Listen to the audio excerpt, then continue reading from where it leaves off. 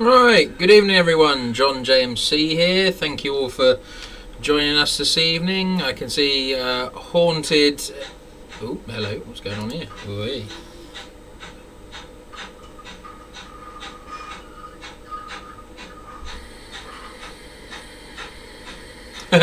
Sorry.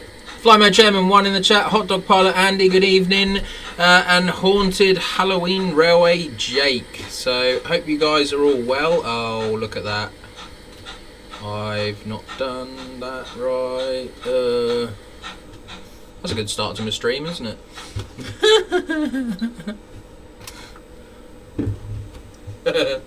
Excellent.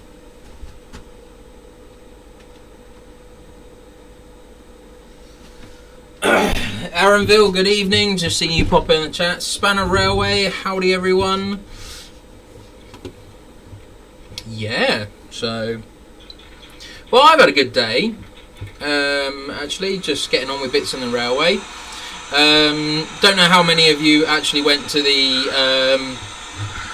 Let me think of what I'm trying to say here. The West Hill Wagon Works open day. Apparently it was very busy.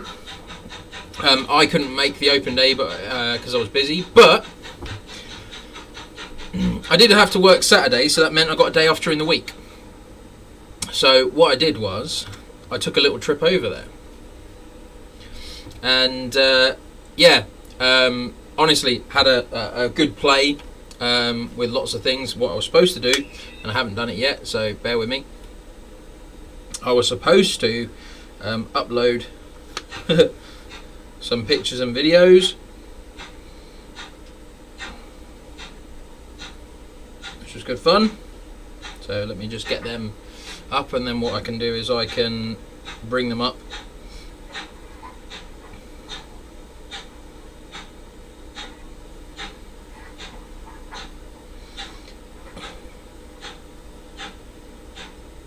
So basically, for those of you who don't know, West Hill Wagon Works basically opened a shop this week. So there's all the doom and gloom about railways and all this sort of stuff, but at the end of the day,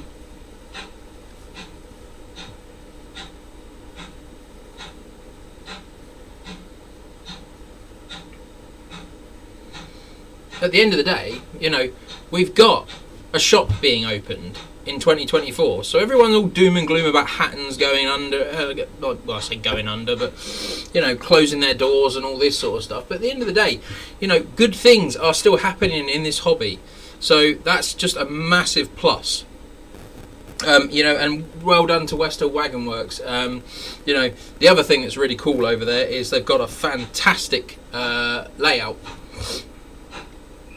over there.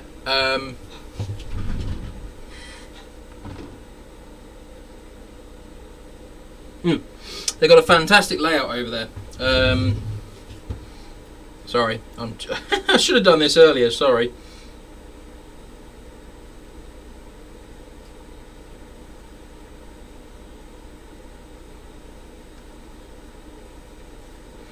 Oh, it's terrible.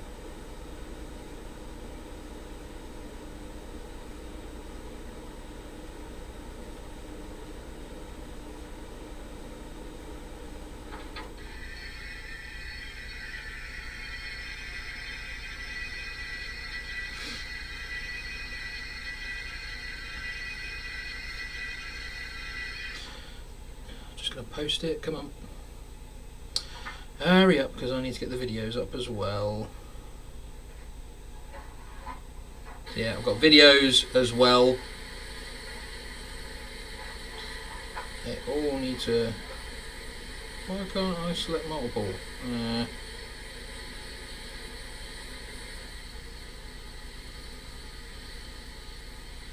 That's just annoying, but never mind. Right.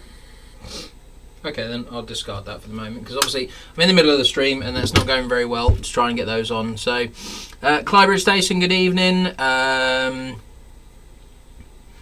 Haunted Halloween Jake, good evening. Aaron. Aaronville, oh, sorry, I missed you. Missed you coming in. Dave R, 84. Good evening. Dave R, 84. Wonder who that is. Don't know that one. So yeah, West Hill Wagon Works. Went for a cool little visit. Come away with lots of stuff, which was really cool. So thank you to Chris and the guys over there. Now I'm gonna put it on the me cam because obviously this is really cool, right? So I came away with a box, okay, a box of stuff. So for starters, I didn't have a mouse mat, and whoops, hang on, I didn't have a mouse mat, so I thought a mouse mat with a Class 37 on it, that's got to be pretty cool. So we're gonna get that out of his packet now. Lovely. I'll clean up after the stream. But yeah, so really quite cool. Really like that. So yeah, I needed a mouse mat. So excellent. That's gonna go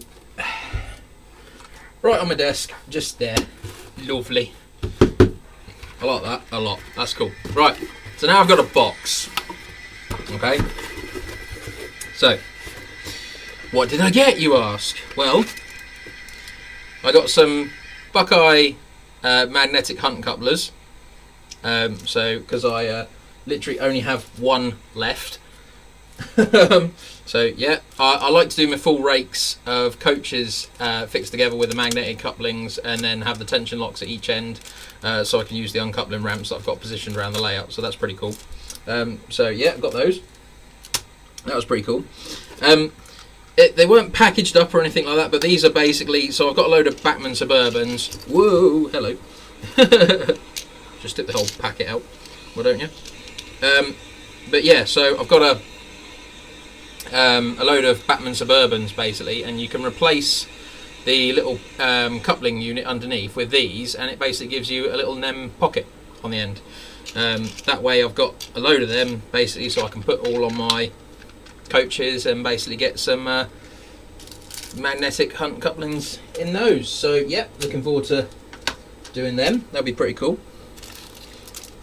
My wife actually came with me as well to West Hill Wagon Works, so that was pretty cool.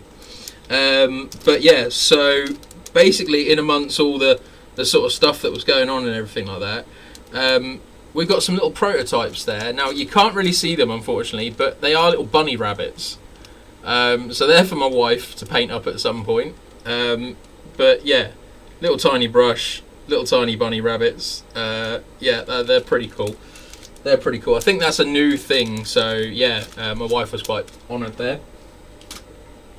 I got some LNER round lamps as well, because some of you have noticed the square lamps on the front of my I'll think of the word in a minute. Saint Nigel? Sir Nigel Gresley, excuse me. So yeah, I've got some proper right shaped lamps now, so at some point I'll be fitting them on and putting lights in them and all that sort of stuff.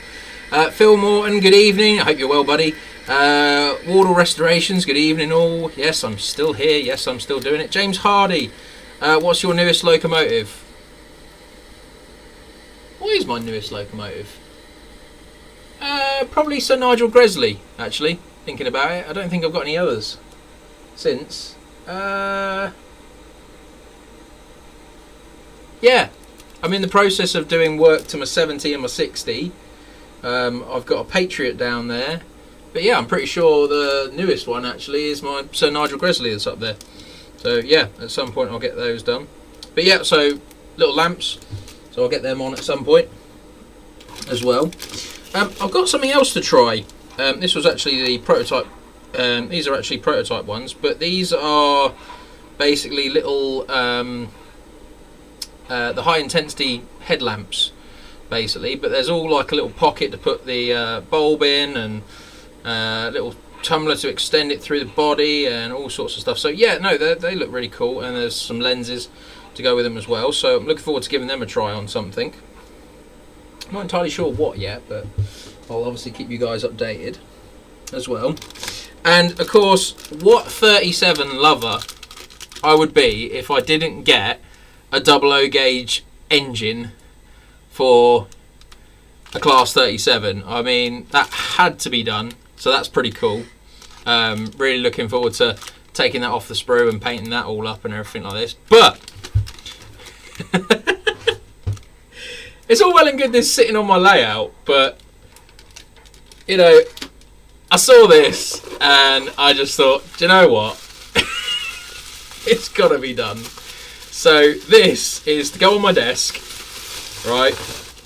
Obviously I've got to paint it all up and everything like that, but that is that is an engine unit out of a class 37. So yeah, I'm gonna have great fun painting that up, and yeah, that's gonna sit proudly on my desk. But how cool is that? Yeah, I mean that's just wicked. That is just wicked. That is just awesome. So yeah, really looking forward to getting that painted up and sitting that on my desk somewhere. So yeah, that's just cool. That's just so awesome.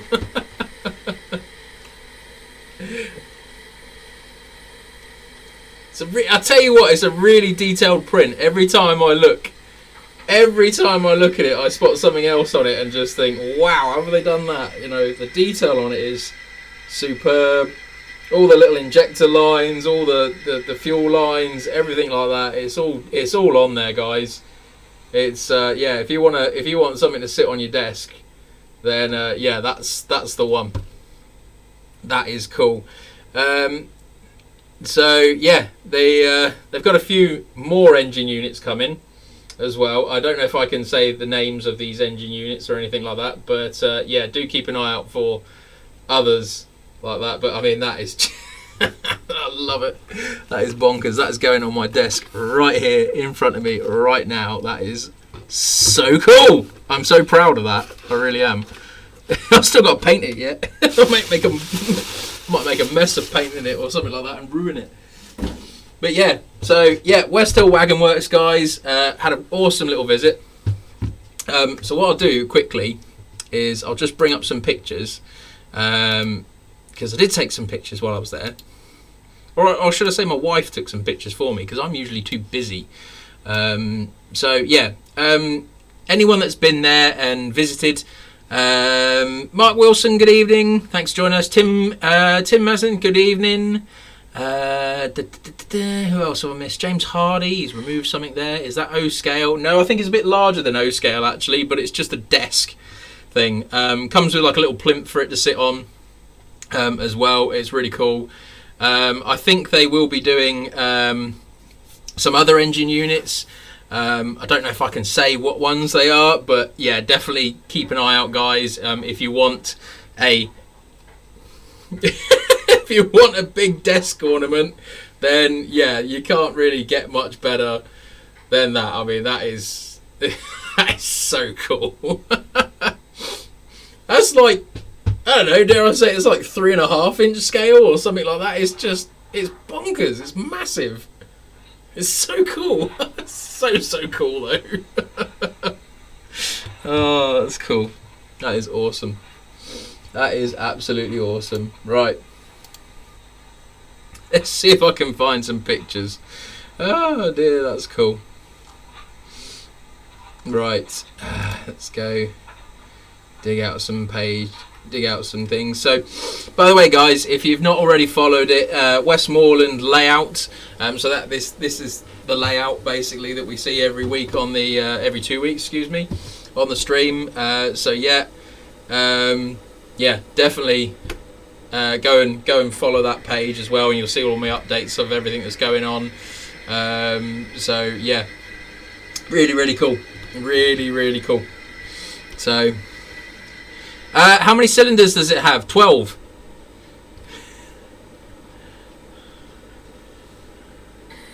So 6 on one side, 6 on the other.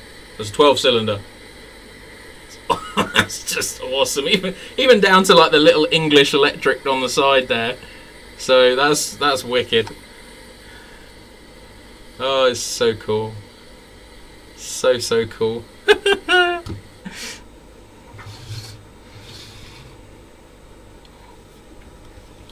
Right, so I'll just bring some pictures up, let you guys see. So yeah, what visit, would it be if I wasn't doing something for somebody on their layout or anything like this? So basically, what they've got is they've got this big layout in the shop, and they've got all the points and everything all laid out and everything. So it was a case of what can we do to help aid the control of these. So basically, this is a little setup that Chris put together while I was there, and basically we connected this laptop up to the DCC system they've got there, and basically I spent the afternoon basically teaching them how to use JMRI, also getting my head in between the helix there. So my wife decided to take a picture of me. I went in between the layout to go and check something on one of the points, and then I sort of got told to go inside the helix, so that's what I did. So I climbed in voluntarily. It was a bit difficult getting back out, but yeah, it was good fun. My wife being silly as well, taking pictures of me through the tunnel. So there you go. But it's really cool. So yeah, trying to get a rifle plate, knife edge, ice rink. Ice rink? For closure? Oh no. Oh, that's a shame. Jerry BVR, good evening. Hope you're well. Oh, looks like new Dalek. So yeah, there's obviously myself and Chris, obviously busy working away on the layout. All this is going on, by the way, and my wife's taking pictures of us in the background. So yeah, we can thank Jen JG for that, if she does appear. But yeah, this is basically the plan. So they've got a huge screen on the wall there, as we can see, and then basically we're going to set up a computer with all the stuff on, and that basically then gives us control over the layout and over the point work. It gives them information to show which way the points are set. I'll be able to tie and link in points together, so basically if you've got a crossover or anything like that, you won't be able to change one without the other. They'll both work together, so that'll be pretty cool. That's the helix out the other side, so basically where I'm sat at the moment, you can see it disappear through the hole in the wall. And that's basically the helix on the other side. That's basically to the entrance to the shop. You can see another one of those engine units actually sat there in the cabinet up there. Might even be this one in front of me actually, because he did say he didn't have one printed at the time. But love the hoodie. Yes, I know my hoodie's very cool actually. So yes, I did post on my Facebook basically requesting, I'm an extra large if anybody fancies buying me something for Christmas. So that's what my lovely wife got me. So yeah, yeah, very cool stuff actually. Flying Scotsman. I never understand this. So, the National Rail Museum, they did a Flying Scotsman limited edition, which is, it's great and all this sort of stuff, but why on earth did they weather it? It seems such a bizarre thing that, here they are, pristine, preserved loco, pristine, all this sort of stuff. It just mental. Oh, it could be a gauge. Actually, saying that, Johnny, Johnny Ward's in the chat there. But yeah, that could be a gauge one, actually. You can't see that because I've not got it on the screen. It could be a gauge one.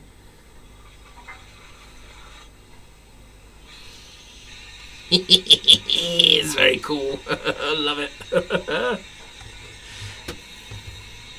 I love it. That's so cool. That's just pride of place right there on my desk. That's so cool. So yeah, basically you got the helix. You got some O gauge at the top here, so you can just see my mouse sort of moving across the background. So that O gauge basically just shuttles back and forth all day.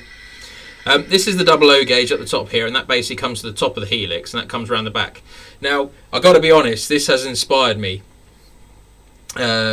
This has inspired me because, yeah, it's, I just love it running across the back and doing a full circuit and all this kind of stuff, and it's kind of inspired me to basically have a rethink of my layout and see if there's some way that I can have a helix of some description on the loop. Now, obviously that means a few problematic issues, shall we say, but yeah, I must sort that out anyway. So Mark Wilson, be careful climbing into the helix. People disappear and never come out, just like IKEA. No, maybe because people that go into IKEA just realise it's better than their house at home. So better stuff in there than there is at home, so they stay there. That's really harsh, isn't it? Sorry. A few little extra bits there, so some new kits and everything coming from West Hill. My John Gronk, oh dear. My Class 08 John went for a run as well. That was quite entertaining seeing that go round. My 92 did some laps as well. That was really cool to see that flying round, because my 92 doesn't really get out much, but I do love that livery, so I just had to have that one. Yeah, and that's basically a little overview of the kind of layout we're talking. I mean, it's cool. It's just so cool. It was good fun, great day. Really appreciate the time, Chris, when I was there, and all the guys there. So yeah, if you do get a chance to go and pop along for a visit, do go in, do have a play. And Chris has also said to me to, if you fancy bringing a locomotive along, you want to go for a visit and want to bring a loco, take the loco along and have a play. So even more fun. So yeah, what an excuse to go along and have a good laugh with some locos on a layout. Awesome. Definitely got to be done that. And then of course we go back to me. Is that a permanent feature? It most certainly is a permanent feature. It's definitely not going anywhere. So what it was I believe it was originally just for testing their coupling system. So they had all the helix, they had all the curves, they had all the straights, all this kind of stuff. And basically it was originally used just to test the coupling system. But what's happened, I think, over time is it's kind of evolved. So this area over here where we can see this basically is a plate there that sits in this hole in the middle here. And that basically is removable. But around this section here where you can see this line coming across the front here at the top of the helix, that actually comes round into a depot area which is down in this sort of corner piece here. I don't actually have any photographs of that, sadly. But yeah, so yeah, no, I had a cracking time, awesome fun. Just awesome, just great fun. Had a whale of a time. Highly recommended if you're around. And the cool thing for me is it's only 40 minutes down the road from me, so it's like ooh. So yeah, 40 minutes down the road and get to have a good play with a decent layout, so that's pretty cool actually. Let's see if I can catch up a little bit in the comments. Johnny Ward and family, I suspect, are probably watching, so that's pretty cool. Setting up chips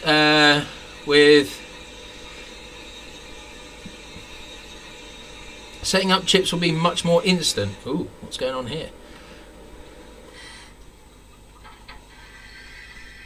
No. So Tim, no, it's not just for the opening. It was literally, that is a permanent fixture. So that's awesome. That's very cool. C4, what? Oh, Channel 4. Sorry, I'm guessing you were saying Channel 4 needs a documentary on these disappearances. Huh?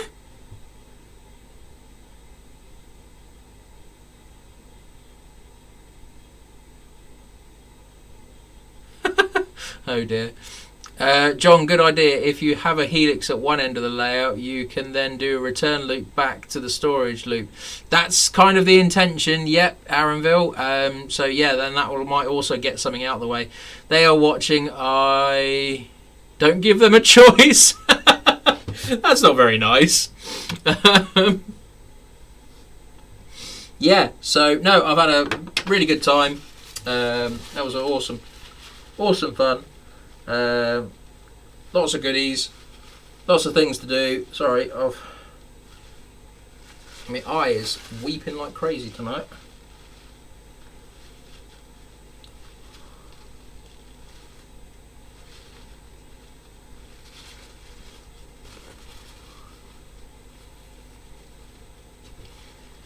Oh dear.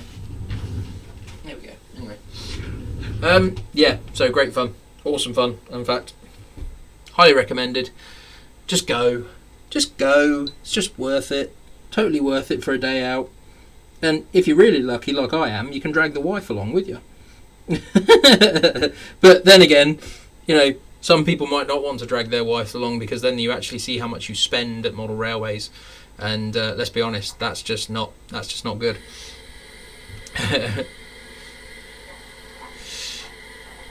Johnny Ward, especially from the top level, it's downhill from there. Oh dear. Don't go into the helix. Maybe I'll get a sign made up that says don't go into the helix. That'd be quite funny. Awesome. Right, let me close that down a second. I need to shut that down completely. So yeah, not much has really changed on the layout. I've had a bit of a change around of stock because obviously a few things came with me. Definitely a t-shirt that don't go in. So speaking of t-shirts, actually, this is one my mum got me, bless her. So it's Eat, Sleep, Train, Repeat. Now, I can see what she's trying to think. She thinks train as in trains, model trains and all this sort of stuff. But the fact, you know, it's got a dumbbell here. So, yeah.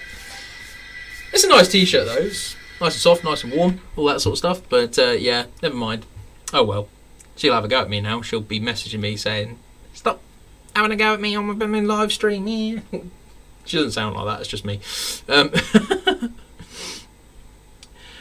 John, do you know how to recode DCC chips?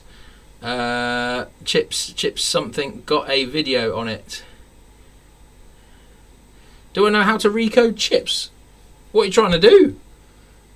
I mean, what DCC system are you using?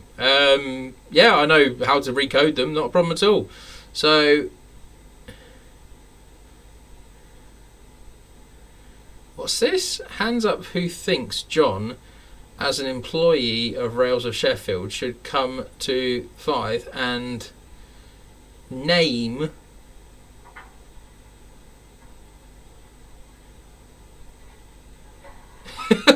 I should come and name one of your 47s, which was bought from the eBay shop. I'm not too sure about that.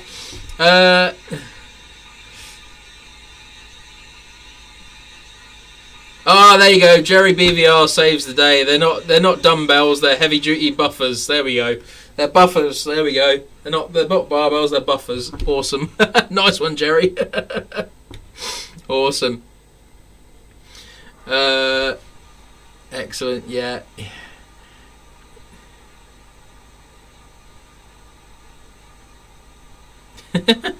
Awesome. Oh, I probably should run some trains. I'm really tired today as well, actually. Alan Price, good evening. Hope you're well. Harvesting carrots, awesome. Carrots are good. We like carrots.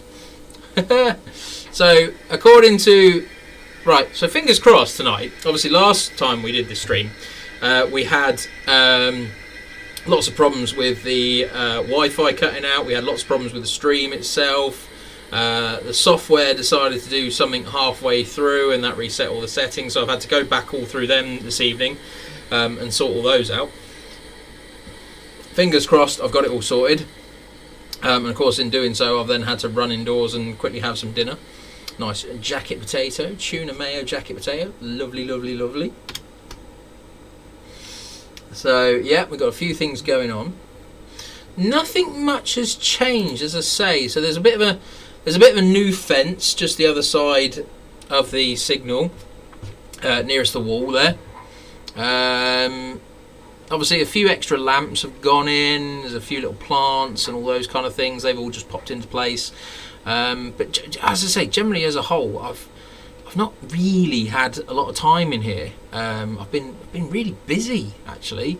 It's just bonkers how everything just goes crazy mad and busy and stuff.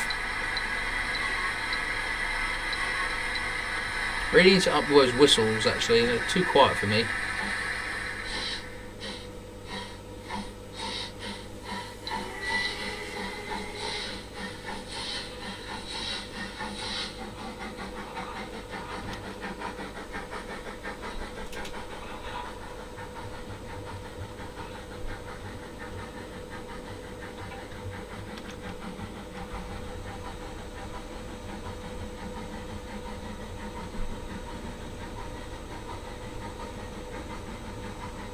Tim Muslin, no, I've resisted the temptation to buy one of the new 56s, actually.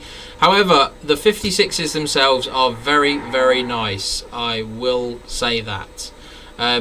I mean, for me, it's a case of if I did buy a 56, I'm literally just jumping on the bandwagon, and ultimately it would probably just end up being sold, because 56s really aren't my thing. Now, however, they have announced the fact they're doing a Class 60, so that changes things completely, because I really do like the Class 60.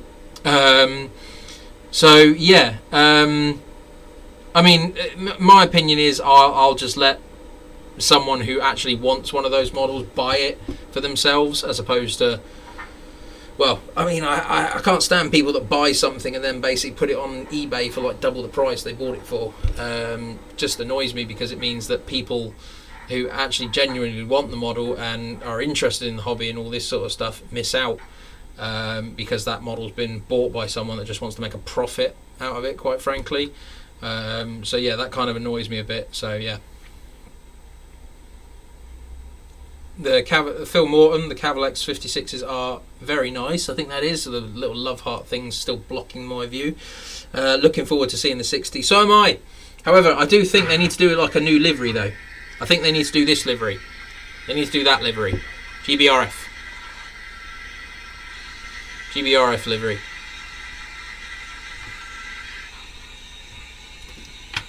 Please. That'd be nice. We can all imagine. Anyway, what have we got then? Don't have a controller set up yet.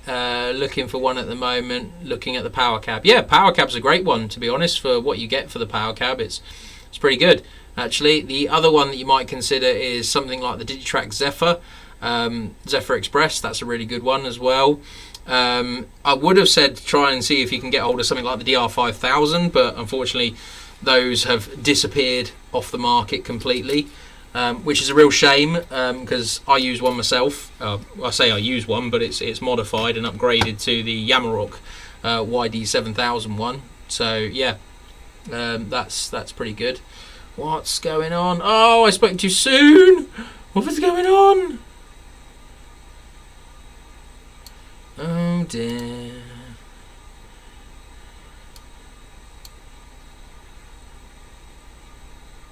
Poor. Why is it poor?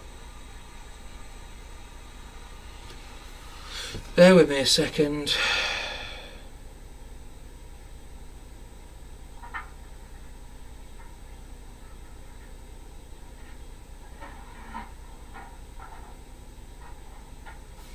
We've recently had to basically go through our service provider for our internet and basically report a fault.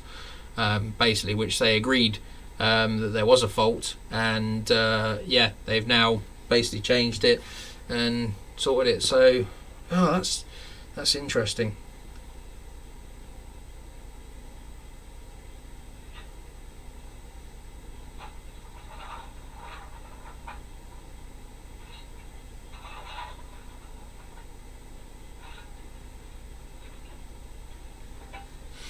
Okay, that's really bizarre. Your stream is healthy, huh? Indeed. Wangok, good evening, and everyone. It's alright.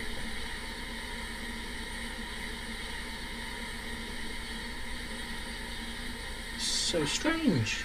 How weird. Dun, dun, dun, dun, dun. Dun, dun, dun, dun, dun. What's this? Aaronville sent me, looks like he's got a jumper with Aaronville printed on it. Excellent.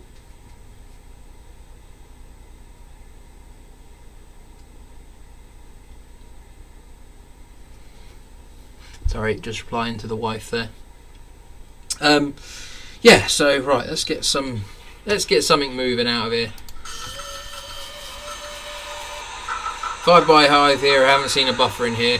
Yeah, I got a sort of warning that basically saying YouTube wasn't receiving enough video or something like this. So I had to change it then, but that seems to have now corrected itself. Nigel Gresley back out on the main again.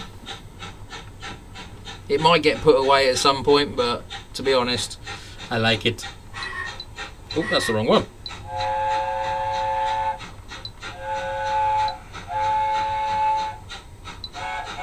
I enjoyed recording all those whistles. They were fun.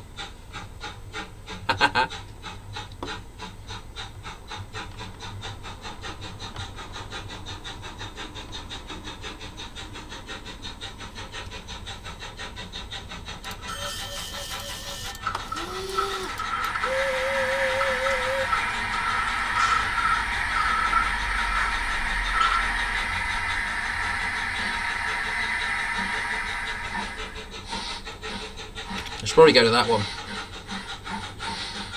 Oh, might need to adjust that one a little bit. It looks like it's on a... It looks like it's ever so slightly on a tilt, actually. So I might need to sort that one out at some point.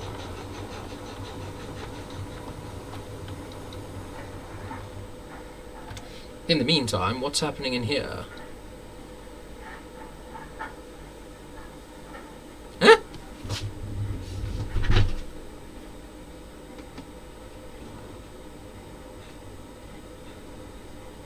Weird. Okay, seem to get caught on my...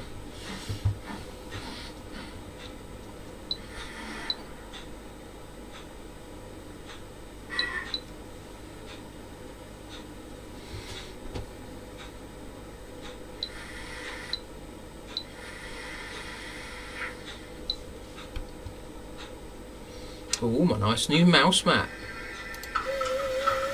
Sorry, for those of you who just joined the stream, I've got a new mouse mat from West Hill Wagon Works.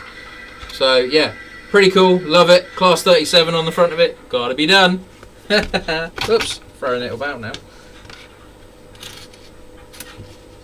Love it. That's cool.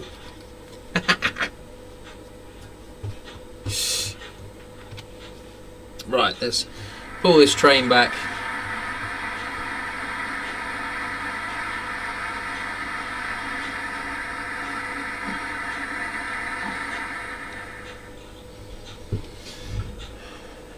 Got like a little look through area here.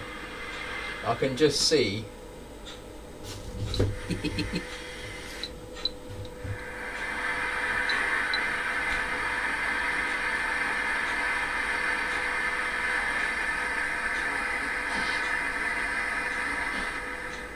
But it works so well. That's the point.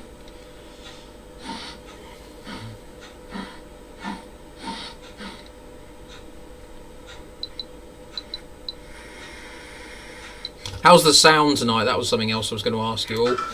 Does it sound okay at the moment? Apart from me belching, excuse me.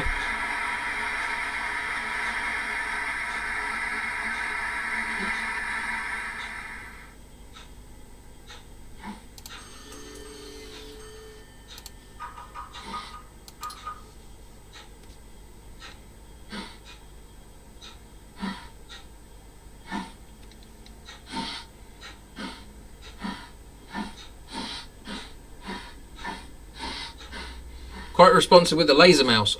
Awesome. Yeah, actually, do you know what? It is pretty good with a laser mouse, actually. Never really thought to try it.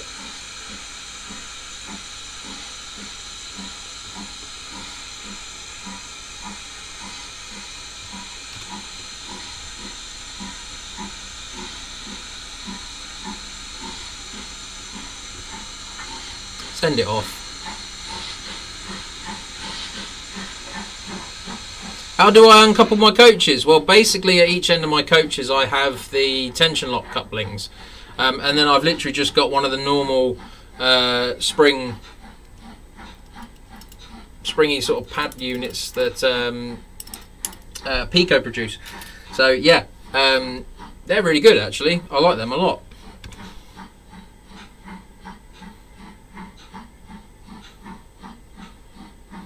Another camera view where you can see back of my head. Hello.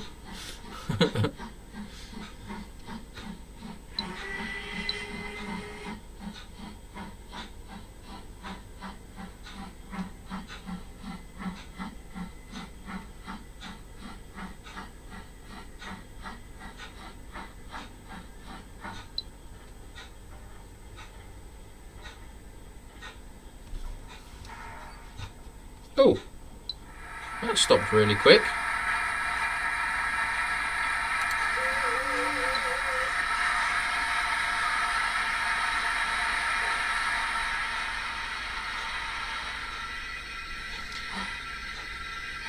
Yes, I have bought a few Primo trees. To be honest, 3 I think. One, yeah, got one there, and one over there. Only a couple. Didn't feel the need to go mad with them. They are quite nice. I don't know if I'd buy them again though, to be honest. The one company that I really would love to buy trees from is a company called MBR. They make some outstanding trees. And I mean, they just make everything else look rubbish. I mean, the ones we can see here on the left-hand side, they're just the Bachmann Scenecraft ones. So yeah, I mean, they're okay, but I mean, these MBR ones they're just something else. They are so good. I think I've spoken about them before, to be fair, and I've just said, you know, if you want decent, the best trees, then you want these. But unfortunately, I just can't find anywhere to get them from now. So when I redo the track in my station with the correct N scale ballast instead of double O gauge, you'll be able to use the uncoupler as a pro thing. Oops, can't see. Oh, nearly.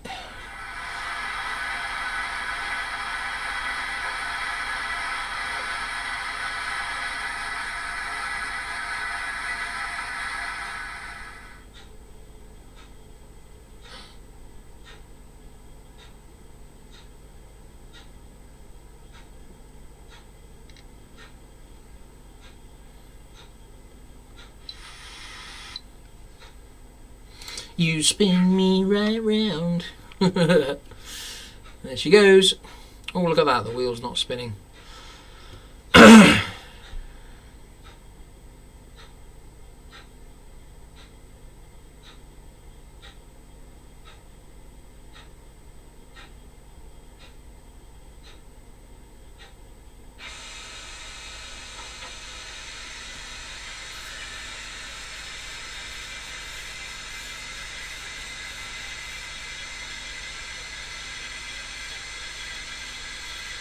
You're just like a big kid like the rest of us. Come and play trains, John. Excellent.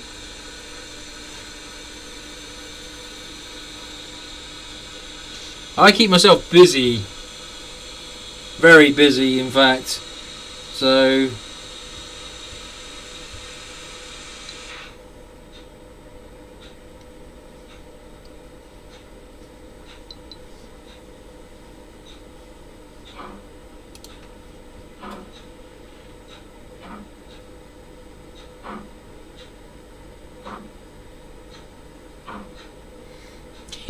yeah, it's still very smooth. It's definitely an improvement over the. It's definitely an improvement over the James on the turntable Thomas fiasco, where we ended up with ultra fast turntable. That was ridiculous. Quite funny, but yeah, it was a little bit ridiculous.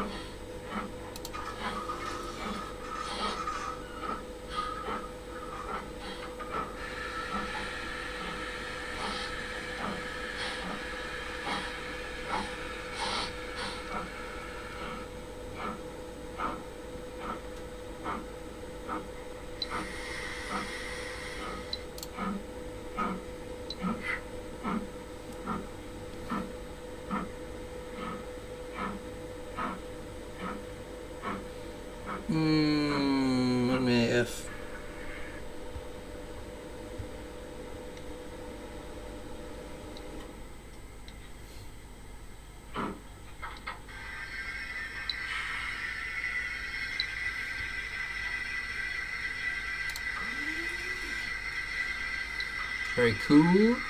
Very cool. Very cool. Right. Back you go.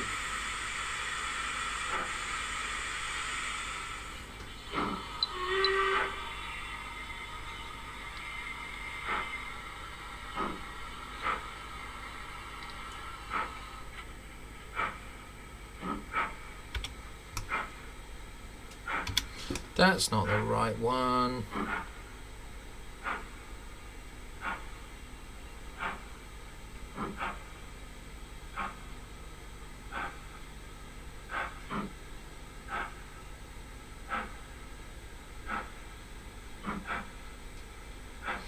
I don't think so. I did do an update and a restart just before I started the stream, so I hope it's not buffering and causing problems. I mean, I've got an excellent stream status here, so a little bit confused by that. However, it has just said that it wasn't receiving enough info, so that could be interesting.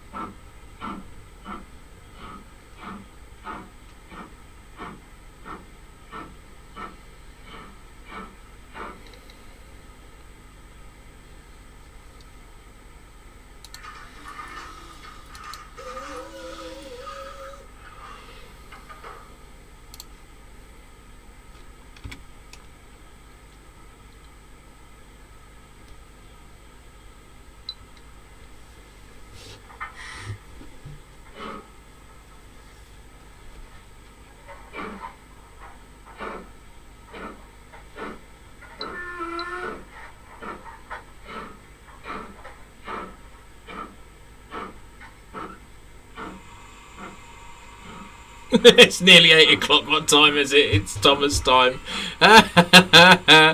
Well, Thomas did go for a little spin on the West Hill Wagon Works layout as well, actually. I couldn't resist that. I just thought it was way too much fun to get that on there and have a play. So, yeah, Thomas went for a little spin, which was very cool. Even I have to admit that was good fun. We all did enjoy that a lot.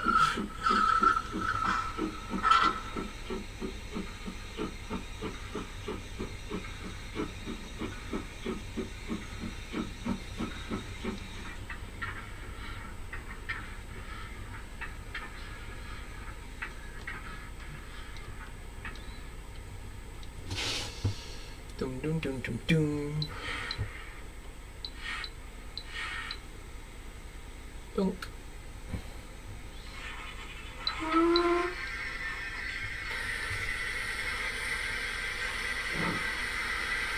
Iron Horse Railways, good evening. I watched your video earlier today, and yeah, you know, it's not all doom and gloom out there. It's not. You know, as you said, you know, good things are happening. We got like West Hill Wagon Works, for instance. They've just opened their new shop fairly recently, and I've spent far too much money with them. No, great bunch of guys there. I really do appreciate all their time and effort. You know, they really do know their stuff. Their facilities there are just bonkers. I've never seen so many 3D printers in all my life. You know, they're all just constantly busy. So that's pretty cool.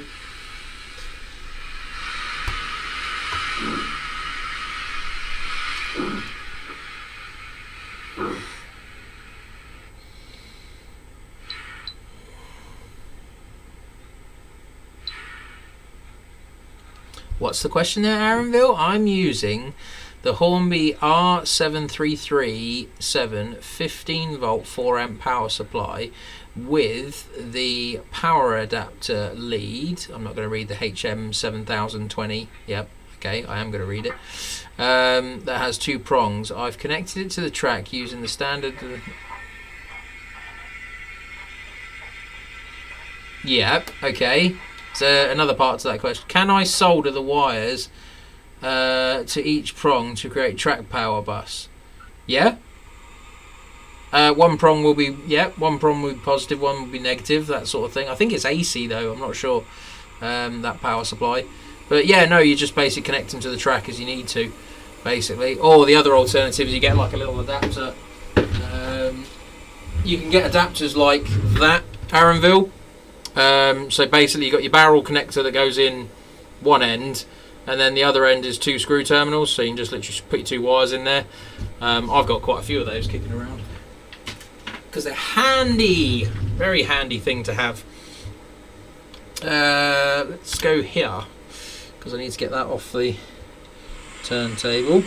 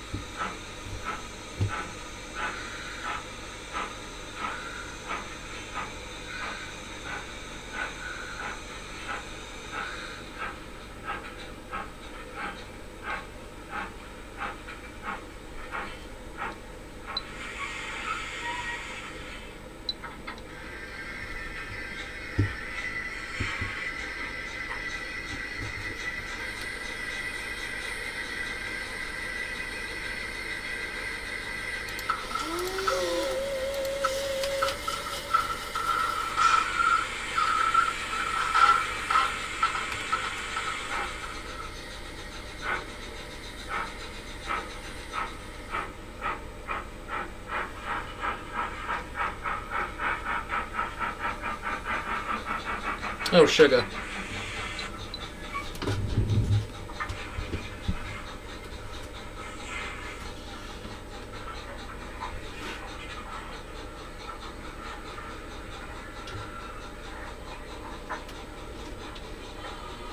Trying to be clever and had the wrong loco selected.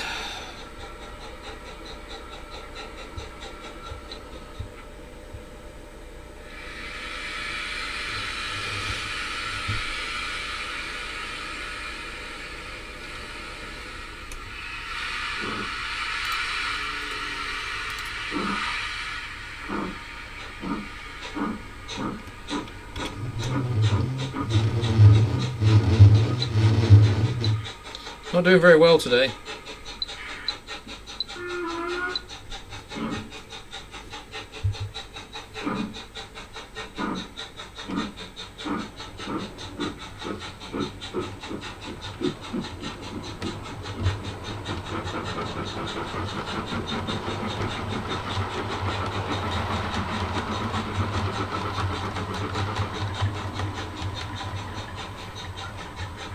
That'd have been a really cool thing to watch on the bridge, but never mind.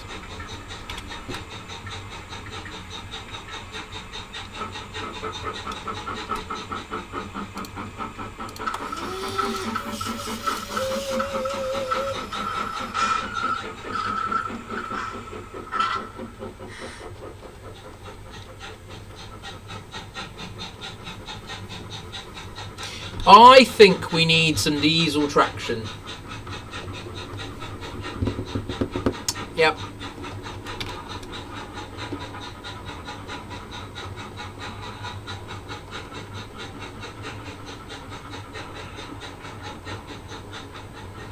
I think we need some diesel traction on the end of these blue greys.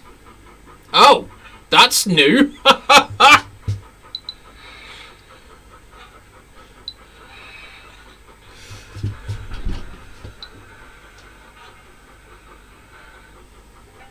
Well, I'm not entirely sure what's just happened there, but the Sir Nigel Gresley's just decided to slip its coaches. Might not be a bad thing though.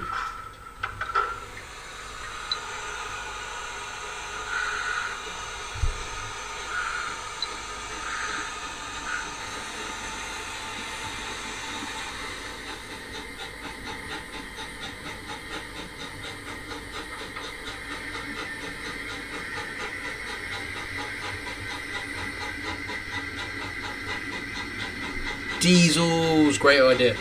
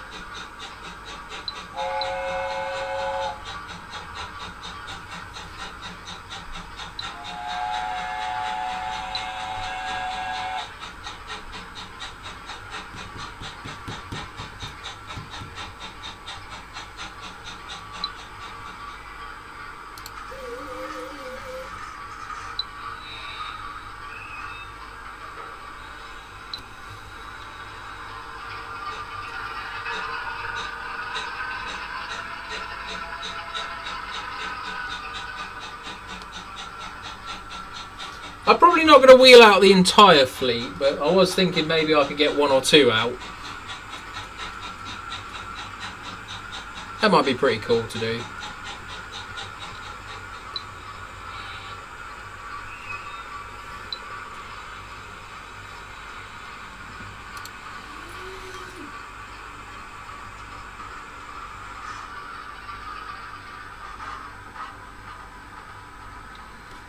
What I need to do at the moment, though, is I need to go and sort some engines out. I've got lots of engines blocking stuff at the moment. So I need the Black 5.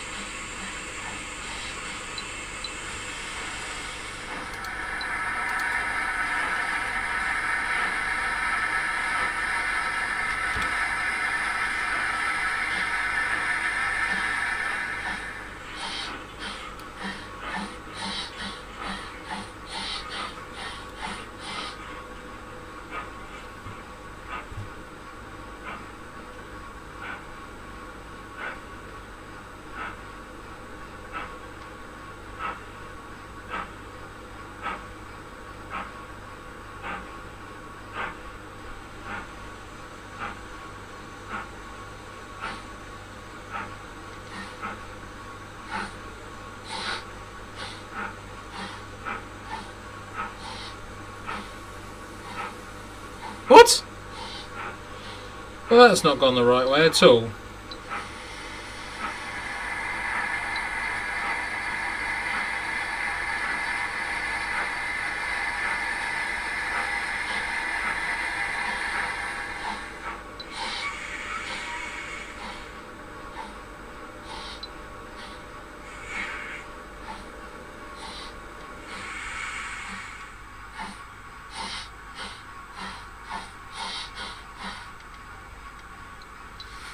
Alright, bear with me a sec, people.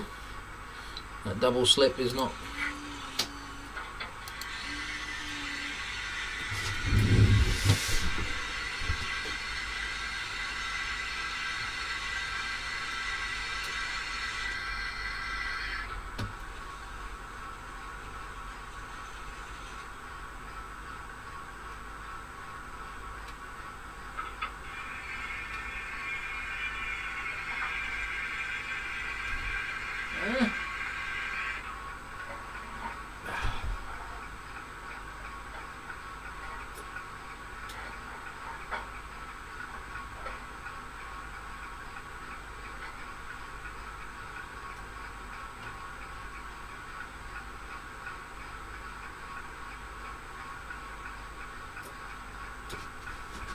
Yay!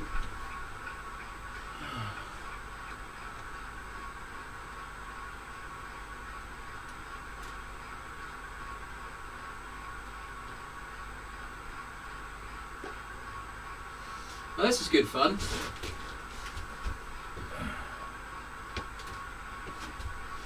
Sorry everyone, just seems that my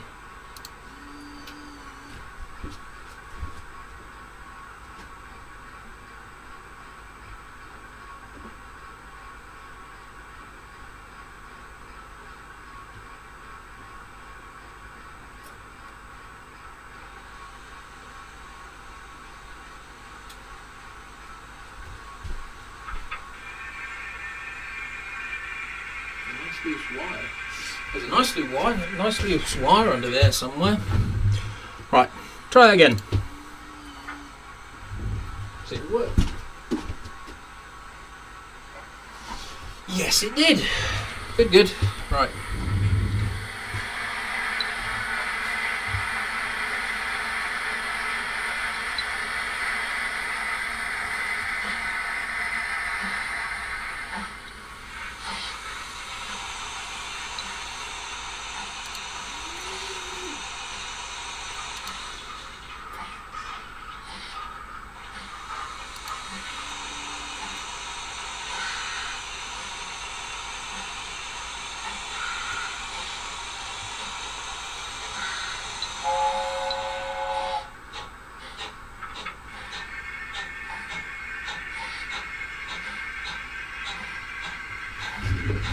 Wow, that looks tight.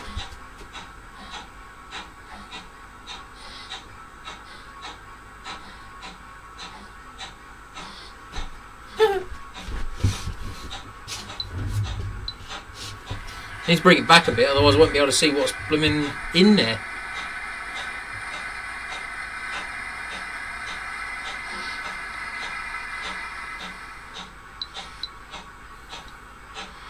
I think the next thing I will do is I will install a camera in the engine shed. At the end of the engine shed. That's what I'm thinking. I think that'll be pretty cool.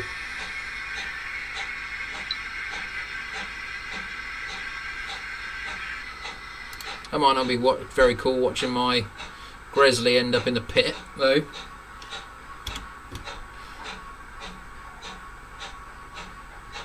There you get that turntable in position.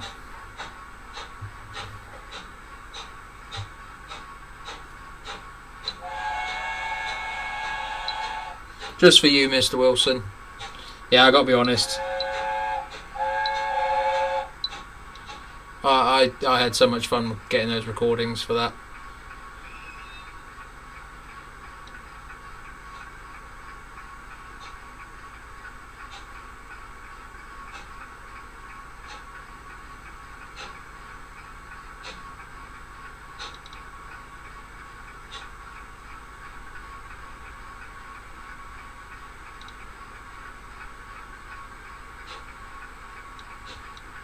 Handy having the camera back in the loop room. Well, it's still there! We still have it! Oh, there's a piece of card on the track. Hang on.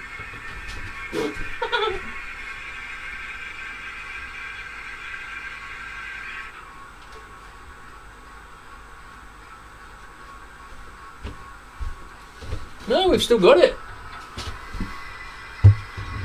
We still have the camera there, yeah. Right, let's spin that round.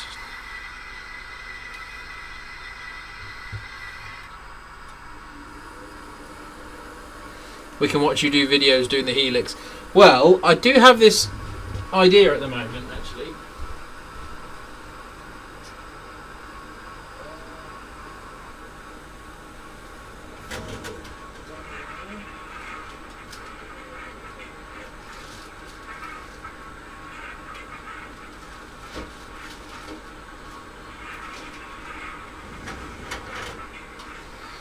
So I do have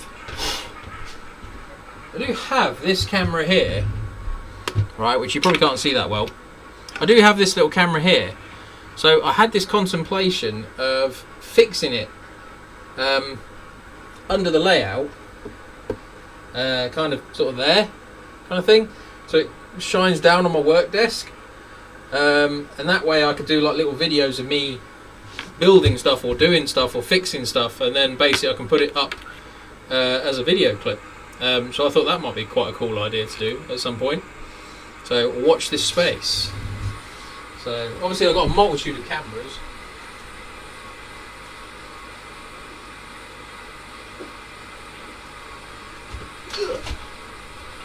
So I don't break it first.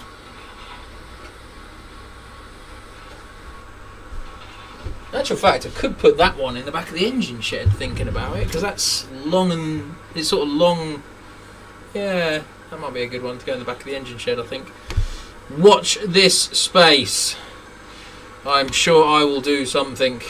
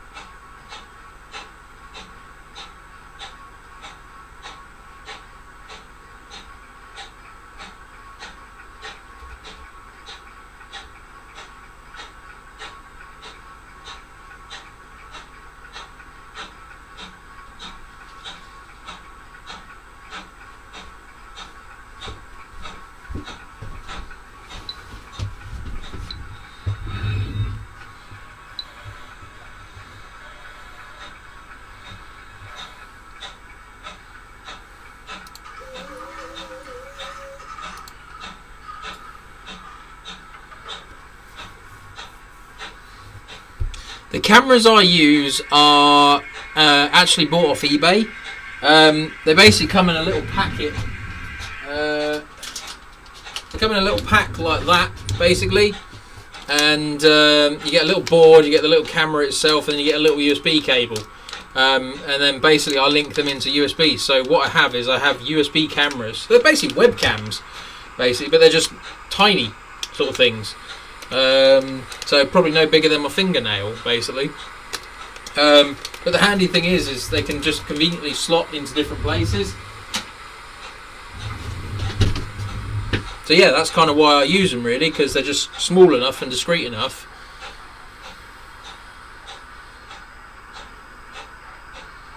You can just get them tucked in on the ribbon cables in places, no worries at all, sort of thing.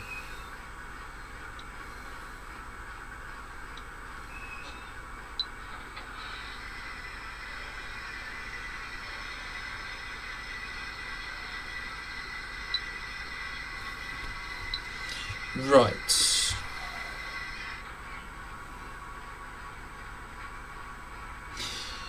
So I've picked a 37. Surprise, surprise. I've picked this one basically because I haven't run it for a while, and this kind of was the one that started it all off for me, in the sense of I liked them that much that I knew I was going to get more, and I knew I had to have them and all this sort of stuff. So yeah, I've got basically this one back out of the cabinet. Basically, I really like it. I think it's a very underrated livery. So this is basically going to be Locomotive coming in. So yeah, this was the one that kind of started it all off for me. So what actually happened was our good friend Richard at New Junction decided to leave me one to basically have a play with and see what I thought, put the little detail bits on, etc, etc, and I did all that for him, and I ended up running it around on the layout a few times, and it just grew on me so much. I mean, I remember at the time saying to him, it wasn't particularly a livery that I thought I was interested in, but actually, do you know what, as it's gone on, yeah, it's really grown on me, and yeah, it started it all off for me. So yeah, Lockhill has a bit of a soft spot for me. So yeah, Yeah.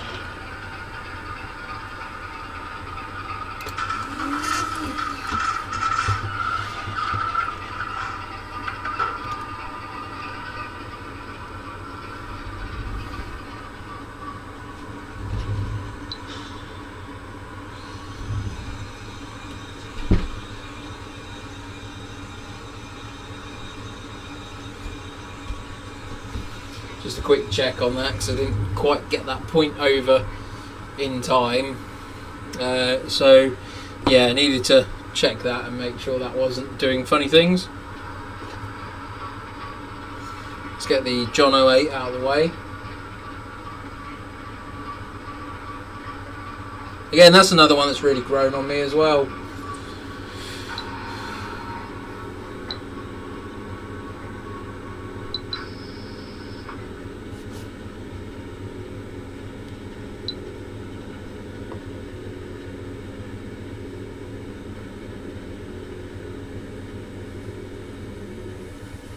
I haven't given this one a run for a long time as well, actually, so maybe I'll give this a go.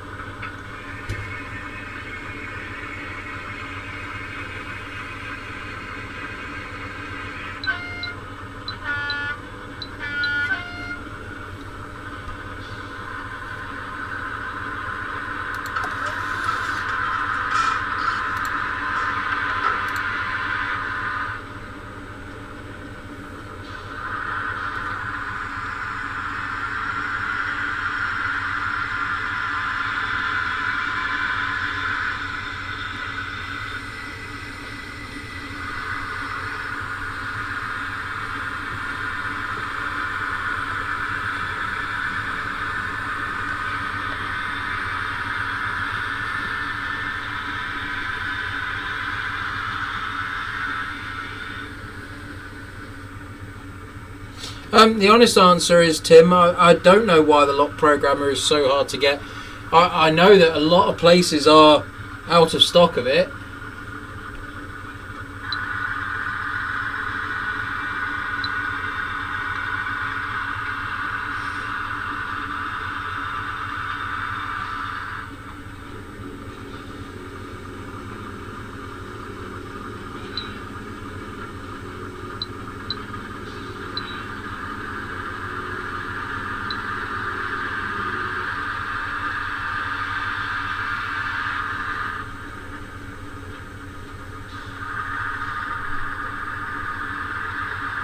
Yeah, I've had mine a few years now, and I keep doing firmware upgrades and all those kind of things to all my locos, etc.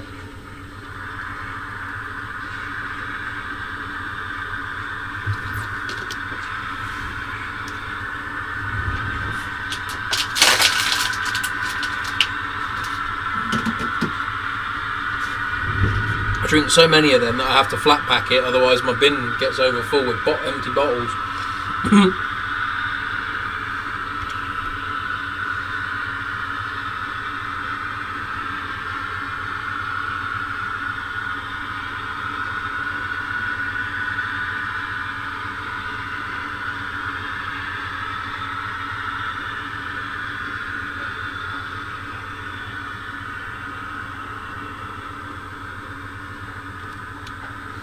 So just to please, I can't remember who it was now that said about the loop cam. I think it was Aaronville.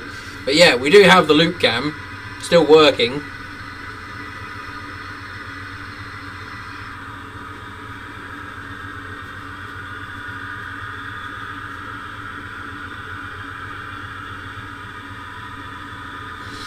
Do I know if there's any tutorials? Not particularly, no. People do seem to keep that pretty wrapped up to themselves. I mean, I for one, basically always try and, well, I wouldn't say share my knowledge, because I do make my own sound files. So I do want to keep my secrets to myself, that kind of thing. But I'm always a fan of using one function to do multiple things, like for instance my Sir Nigel Gresley sound file that I've done, the whistles, basically there's probably about 8 whistles in each one, ranging from long, medium and short, and then I've got like toots on another one as well. So yeah, I try and sort of vary it up and keep it using, but the idea is I want to try and use it so the one function does multiple things, it doesn't just do the one thing.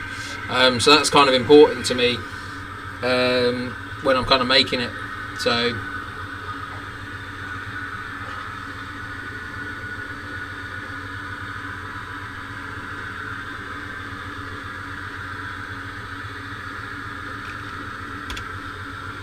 I need another I need a camera facing this way, don't I? Down the other way through the track. Well, actually, I do kind of have that camera, actually. I do still have this one. I haven't used it for a long time now. But yeah, I do have this one still.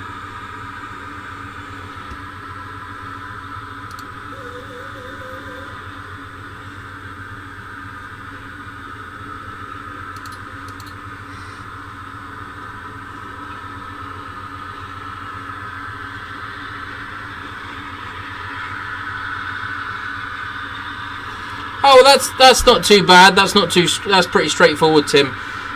Most of the time, when you make a change or something like that, you can just basically say update firmware, and that can do it for you. So that's easy enough to do. Yeah, not a problem.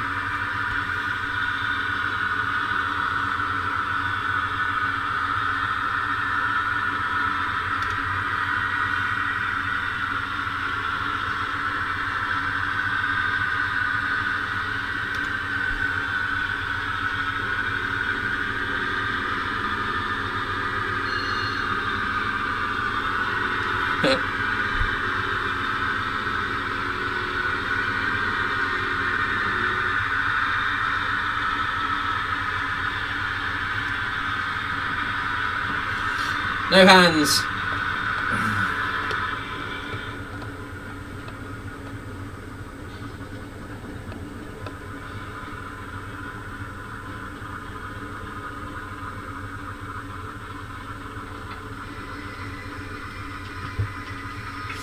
Yeah. Literally stopped from the buffer stop that like that. Love it. Very good. I need to do an update to that sound file as well, actually. Yeah, that needs updating. Ooh, what a plan. Ooh! Do you know what, Tim? Your wish.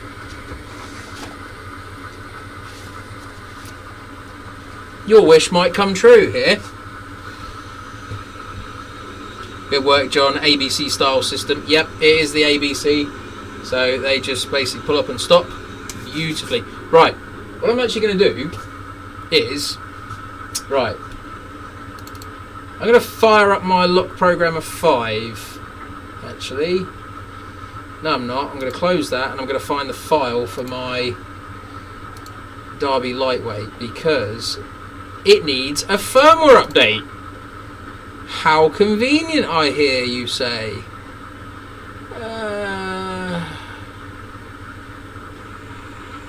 DMU Derby Lightweight, right, okay.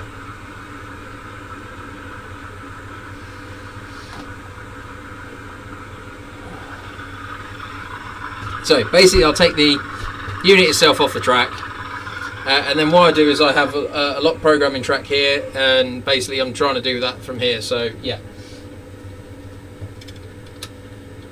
So I'll plonk that on there. Yeah. I do need to make some changes to the file. So what I can do is I can go. This is the lock programmer software itself. Now, if you just want to do a firmware upgrade, it's just a case of doing this and saying update decoder firmware. So that's pretty straightforward, easy enough to do. So yeah, it's a Derby lightweight. Oh, Johnny's beat me to it actually. Sorry, I saw it. It's not a class. It's not a 103. It's a Derby lightweight. Derby lightweights were Midland region, and as I tend to model mostly Midland region, it's a case of that's what I'm going to do. This is the other thing you can do. You've got all the sound slots and all this kind of stuff as well. I like to change them and do different things. So I've got lots of different sort of sound slots and all these kind of things, and I've got lots of things made up already. So it's quite literally a case of I can go into this, I can basically change the sound slot, I can then basically go and say I want to put some window wipers on it, so I'll go and find wipers and all these kind of things, and I'll go and add all those. So I'll change them all out like so. And that basically makes it nice and easy. Now, to load this file takes approximately about 20 minutes to load. But just for the sake of you, Tim, what I'll do is I won't do that just now. Well, actually, do I want to do it now? I don't know. I can't think. I can't think really. Yeah, I suppose I could do it.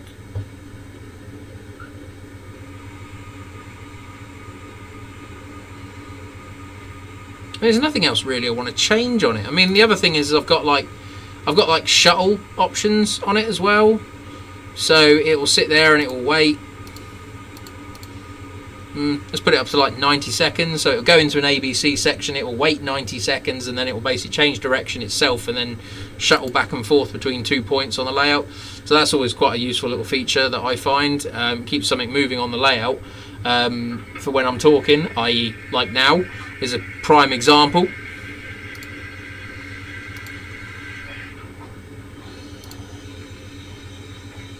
Just going to tweak a couple of things on the file as well. Just change a few bits. Loads, those kind of things, the packs. I've got all things like the sound slots as well.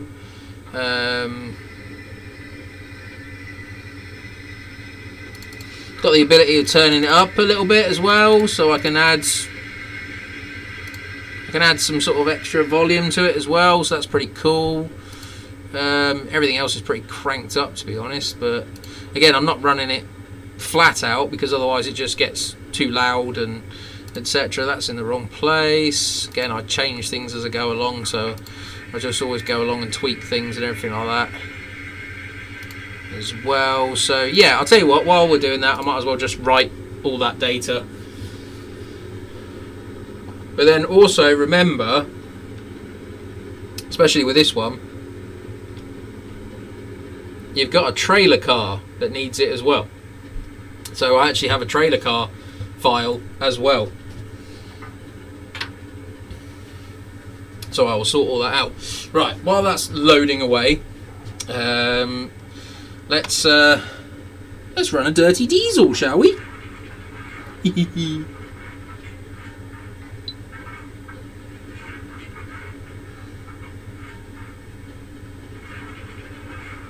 Oh, I can't select. Can't select something that's already on the other one, can I? Lock you.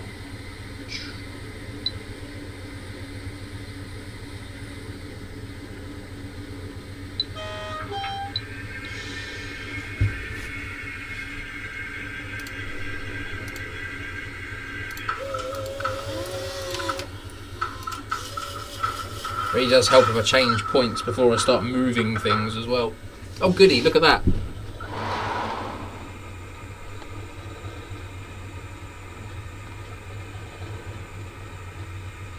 I left my train behind. Excellent.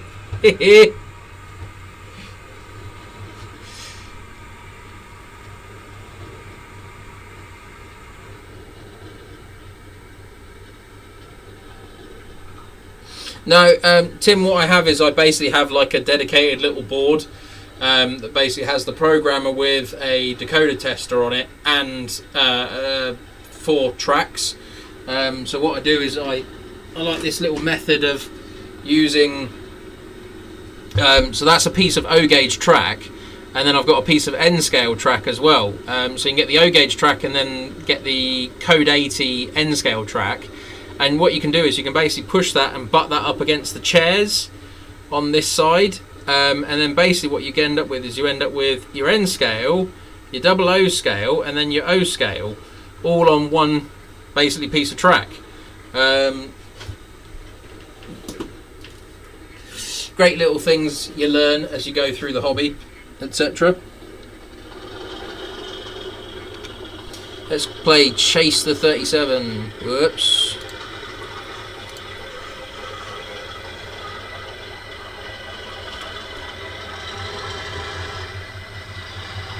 I do sound so good.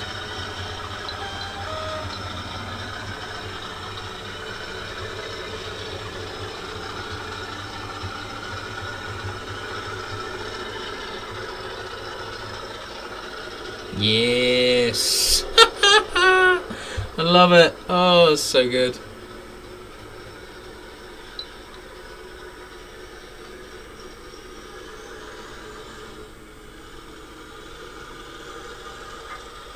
I don't know how well that comes through the microphone, but honestly, that just sounds so good to me. Let's go back to that loop cam.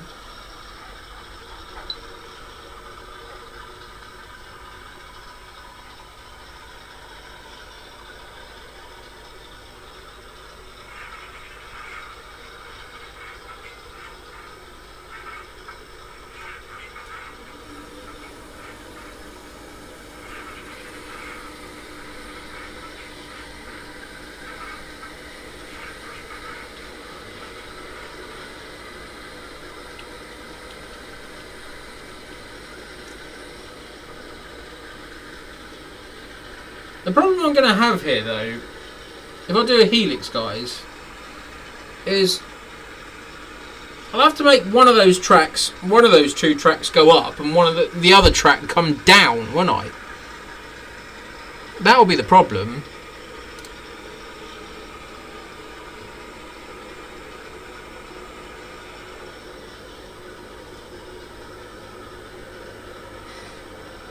John, what's your favourite livery on a Class 37? Well,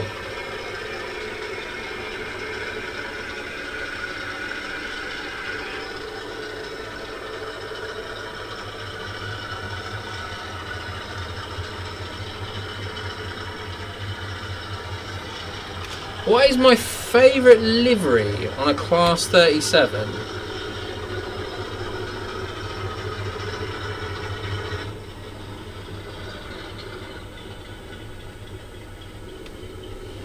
I always get stuck. Favourite BR livery on a Class 37?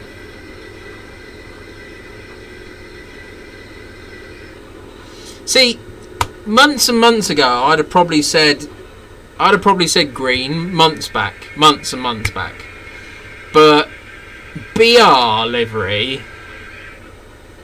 yeah. Do you know what? Let me just a bit on fire a minute.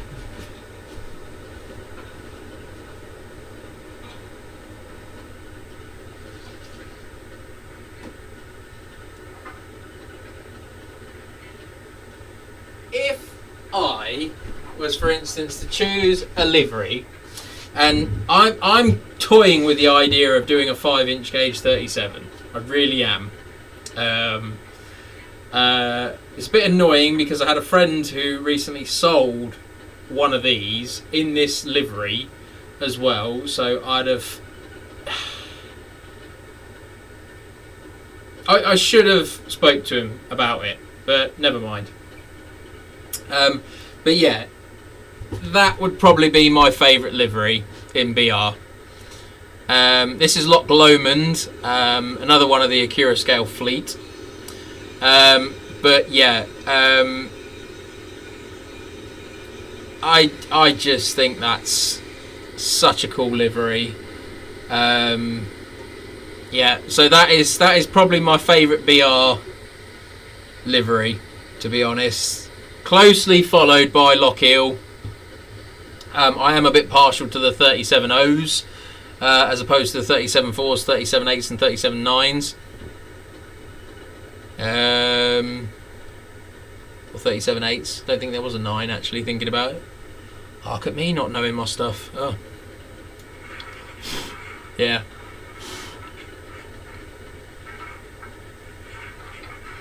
Oh well, it's out now, so I might as well run it.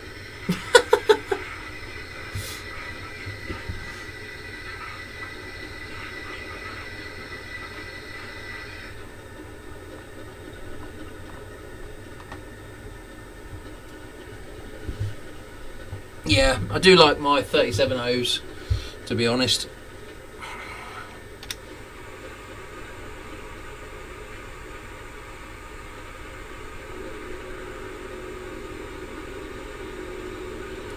Mark Wilson. Difficult choice. There were so many as well. Yeah, but no, it's got to be the large. As Mark Wilson said, it's got to be the large logo. I do like the large logo. Wonder why only Scottish 37s had the large logo livery. Someone sent me an article about that a while ago, James, actually. I'll have to see if I can dig it out again. Yeah, I did see that the DRS are getting rid of the 37s. I also did see how much one of them is going to be sold for as well, and I'm not that flush. I'm not that rich. Maybe if a group of you got together and bought it, that might be a completely different story. But yeah, certainly for me on my own, I'm not going to be able to afford that. Plus, I think my wife would genuinely kill me, actually.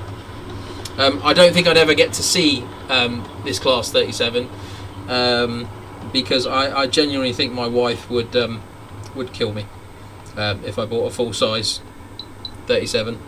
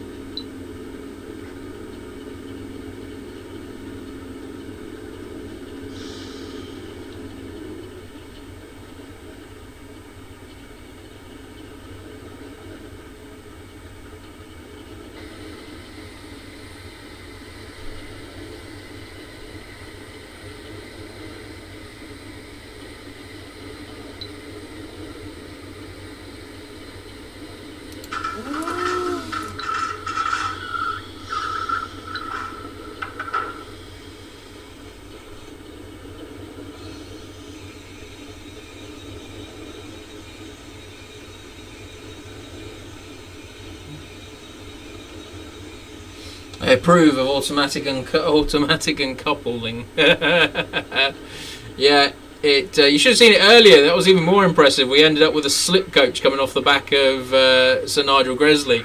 Not entirely sure what happened, but for some reason the uncoupling ramp didn't seem to be under tension at all.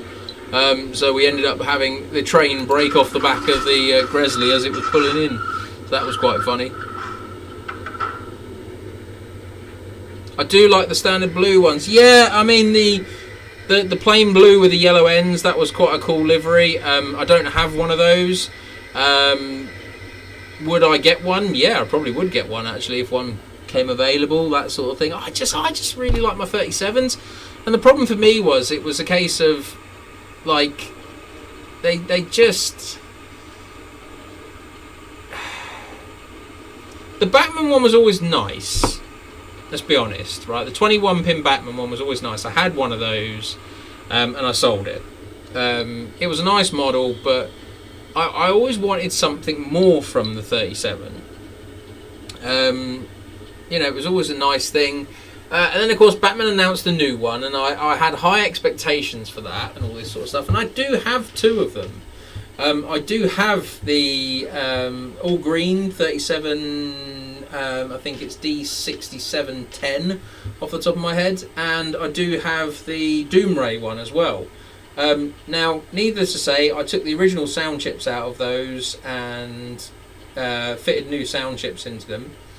And dare I say it, but I'm actually going to be selling those two 37s because they're in the box. They don't get used because I have this ever-growing fleet of Acura scale 37s, and even these at times don't get used. But I will never part with these, not at all. And you know, for those of you who just joined us as well, I've even gone to West Hill Wagon Works earlier in the week and got myself one of the double O gauge 37 engines, and while I was there I saw this in the cabinet and I had to ask Chrisley politely if I could take it home and put it on my desk. So yeah, for those of you who just joined and you haven't seen this earlier, basically I ended up coming home with this. This is basically the engine out of a class 37. And as you can see, it's huge. So yeah, I had to have that as a bit of a desk ornament sort of thing. It might end up in one of the cabinets with the 37s up there. Actually, I think that would look cool, sat between all the 37s in there. Actually, obviously I've got to do some painting, etc. It does come off its base, which is quite useful because obviously I want to take it all off and do proper painting, etc. And then I can do the base. Probably what I'll do is there's some little side pieces here that are slightly slanted, so what I'll probably do is I'll probably get a little plate made, a little sticker basically saying what the engine, the 12s, SVTs and all this sort of stuff. I just love the fact that the engine itself is get back on its plinth. I do love the fact that the engine itself actually has English Electric engraved just there on it. So yeah, that's pretty cool. Obviously this was one of the first initial prints as well, so there are a few little detail pieces missing, like there's a pipe missing there and stuff, but I mean, to be honest, I'm not overly bothered about that. It's a desk piece, it's going to sit here, it's going to look pretty. As I say, I've got to paint it, I'm going to weather it and make it all dirty and oily, and yeah, I'm really going to do something quite special with that, so I'm really looking forward to it as well, because that is just freaking cool. That is just so cool. I really, really like that. That's just awesome. James Petts, your father worked for English Electric. Oh, if he's got any souvenirs or anything like that, send them my way. Oh, I quite like a paperweight. That's quite like a paperweight. Yeah, that is a heck of a paperweight, and I love it. That's brilliant. So yeah, right. Let's. I need to move that one there. I get talking and then I forget what I'm doing.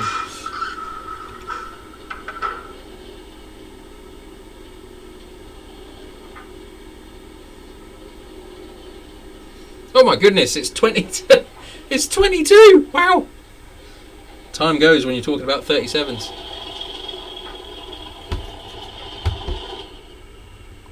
Darn, what's happened there?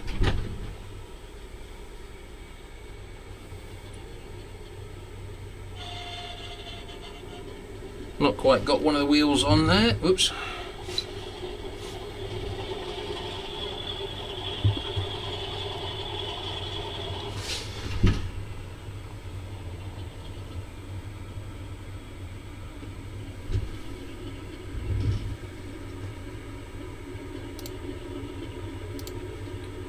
We're about 2/3 of the way through writing the sound file to the excuse me, the Derby lightweight, guys. So yeah, what we'll do is we'll basically get this 37 out of here.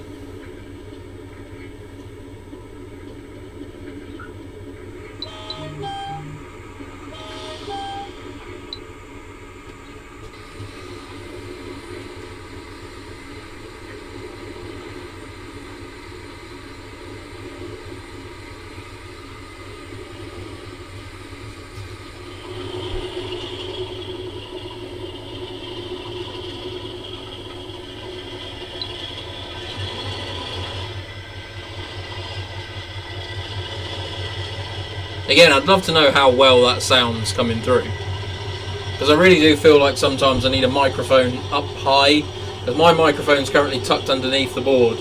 So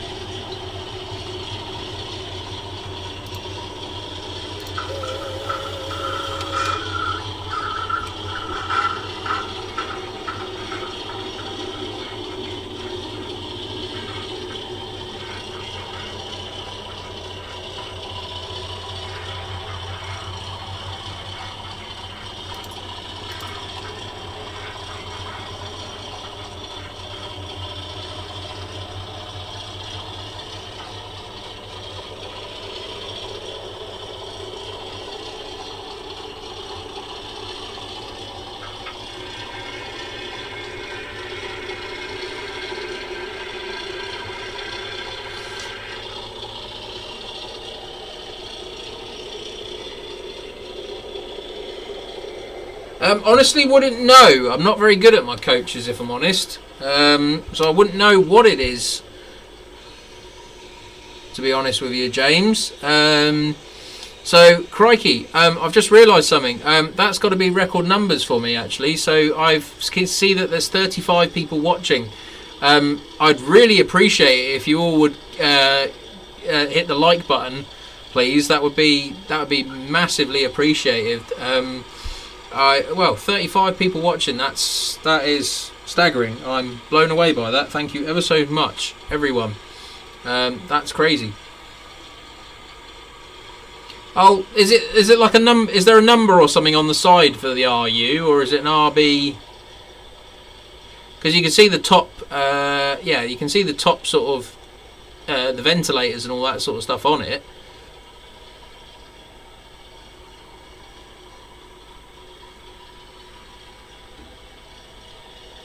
Oh, that didn't sound good either.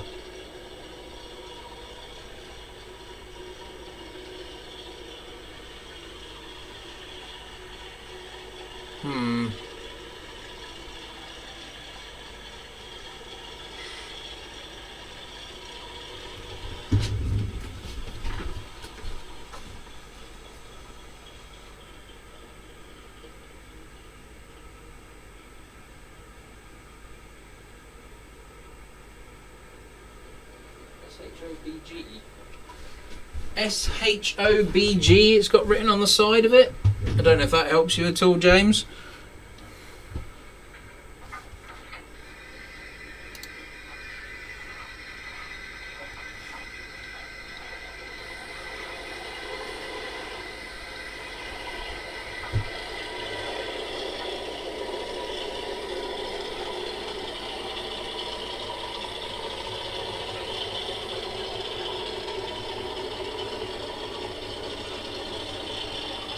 If it elects the counter, it...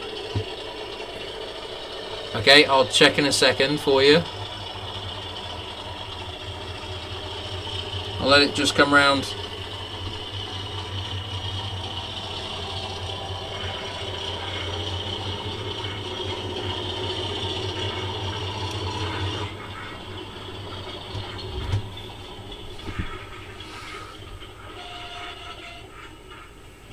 I need to remove it from the train, actually.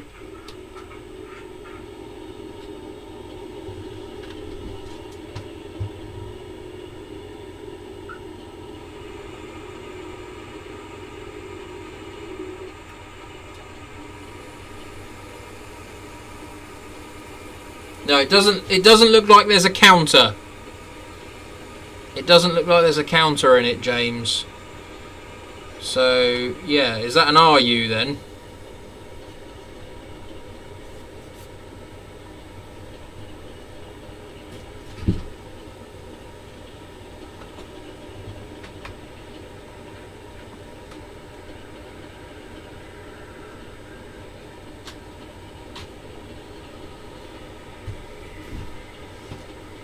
Nice coaches, those. I ended up buying those from work, actually.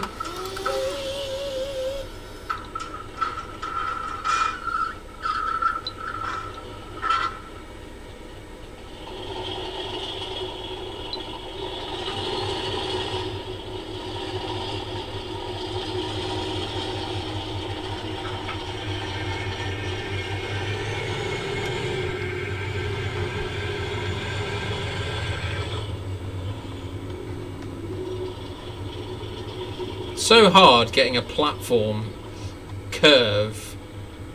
Yeah, that was tricky, that, and I still don't think it's quite right at places, but it's difficult to get it right because you either get too close to the models or you end up getting like miles away. So yeah, the curve itself is actually quite difficult. I mean, I don't think, like, looking at them lined up, I don't think I've done a terrible job, but I know in certain places I do feel like they could be better. So yeah, I bet Rails of Sheffield could bankrupt you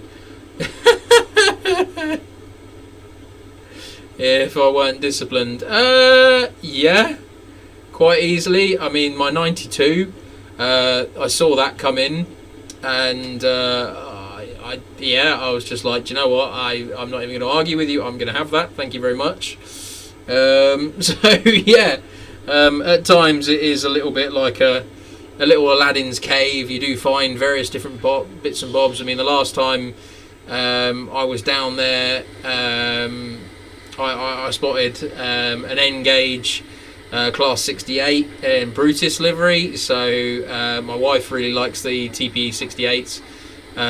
So yeah, I ended up buying that for her. Not even for me, for her.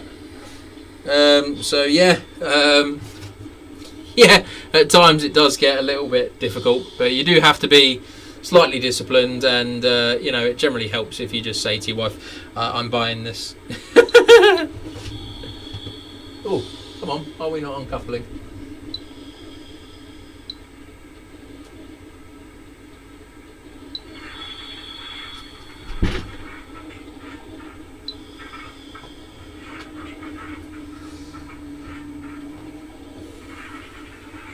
Droopy coupling, that's why. Let's have a look at that.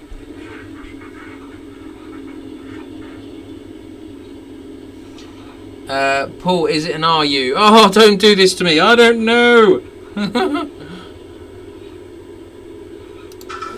sorry to say, guys, I don't know my coaching stock, so I honestly can't answer that. Engage, a joy. I approve of Engage.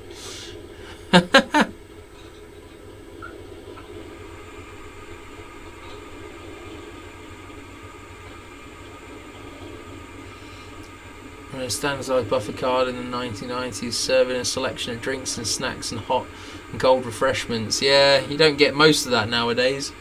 So, oh, did I just see the stream skip a bit then? Oh, I don't want to jinx it, but I did just see that. So yeah, do me a favour though, guys. Do go and hit that like button for me. It will go a long way, long way for me. Actually, I really do appreciate it. Should we go something a bit more modern? I'm just wondering if we wouldn't fancy something a bit more modern, or seeing as it's 10-2, do we get something else out and give that a go? I mean, we've still got to give this Derby Lightweight a go. Actually, that's finished loading. That's finished loading now, so we can take that off the track. I need to go there and save that. Come out of that, bring that up, trailer car for the Derby Lightweight. Let's make sure that's on the latest firmware as well.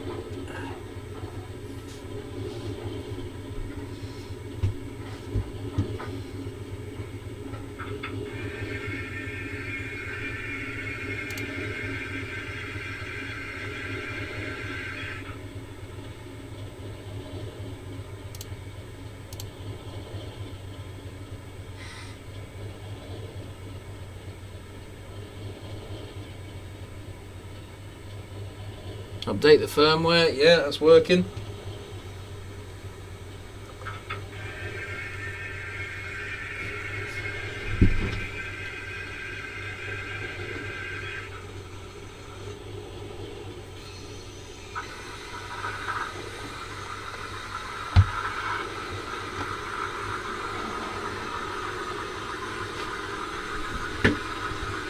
Let's get rid of that 37.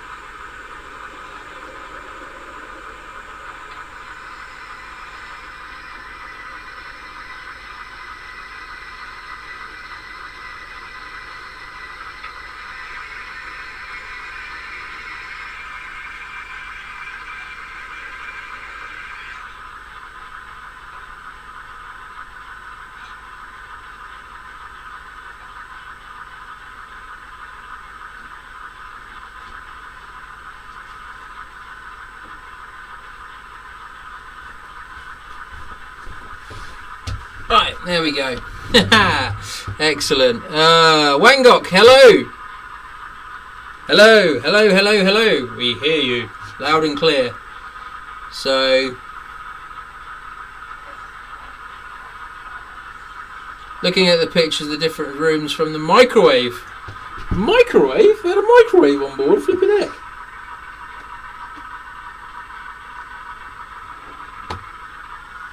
That's pretty cool. It had a microwave. That's awesome, in fact, actually.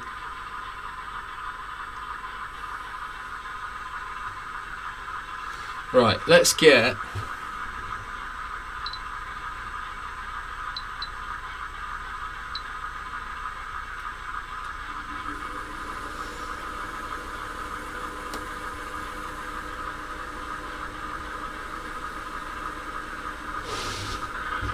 Let's give the Derby lightweight a run again.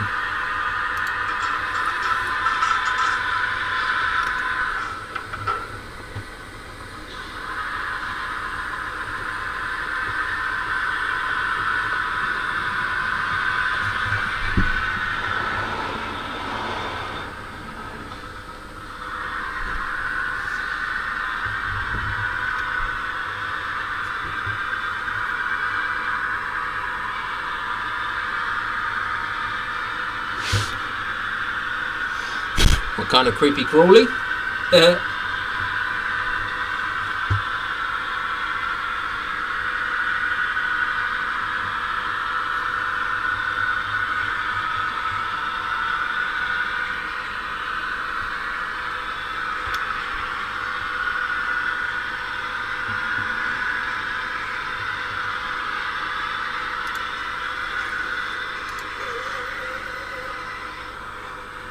I'm just going to quickly show you guys what I mean about the ABC shuttling.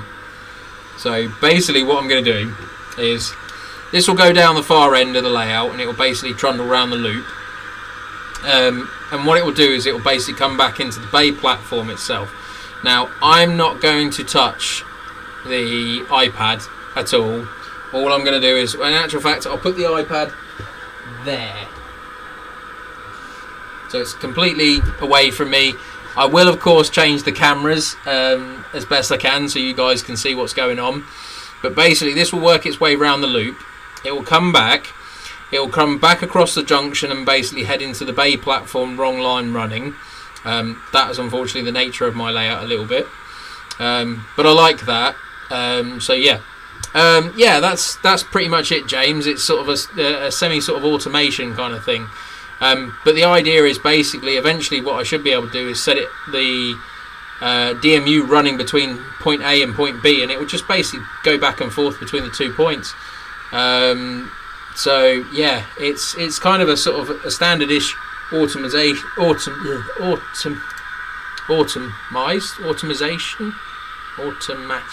I can't say that right. But yeah, so you'll see it come back in here in a second. It will basically run in across the junction where the signal box is. And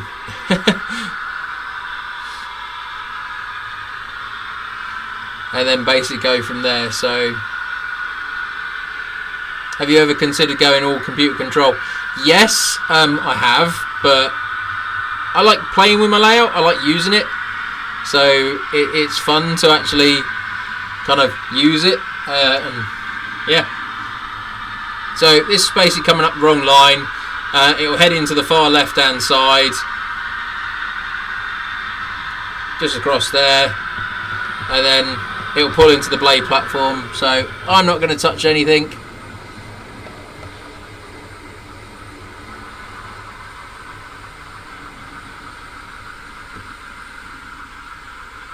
Now I'll be honest, that has actually hit the buffer stop, actually, so it's not stopped correctly, so I do need to, by the looks of it, I do need to adjust that. But no hands, not touching anything. It's about 90 seconds, so yeah, that'll pretty much take us to the end of the stream. But yeah, I'll tell you what we could do in the meantime. We could run Thomas out, actually thinking about it.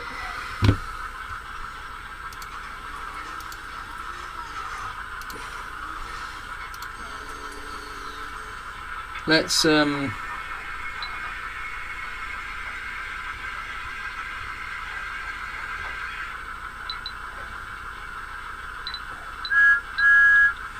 get our favourite little blue engine and run that out of here. So you can conveniently just see the DMU just in this top piece here as well.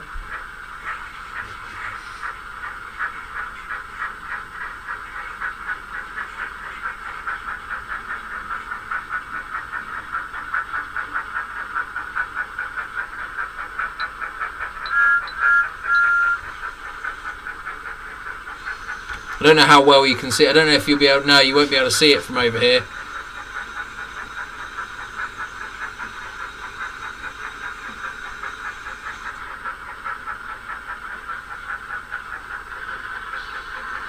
I can hear the DMU revving up now, so I'll just quickly change that back over. So yeah, you can see the lights have changed.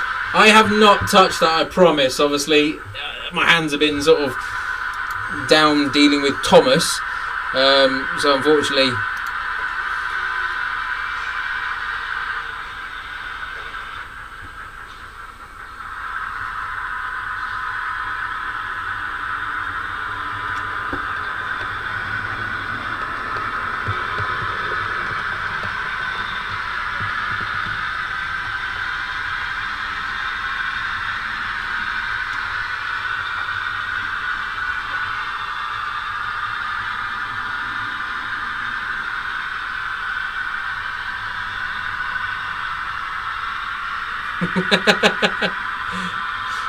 I swear that number keeps changing, but there we go.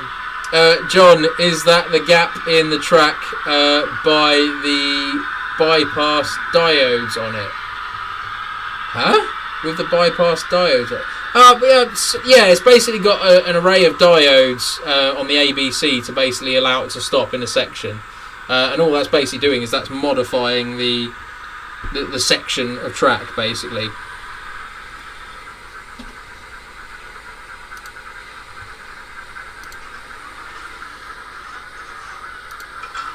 Need to work out what's going to come back first, I think. Should be Thomas. Should be. Anyway, guys, that's pretty much wrapping up the stream for this evening. So it is now 9:02. Again, thank you so much for joining, and thank you so much for watching. Hurry, hurry, hurry, says Thomas. So...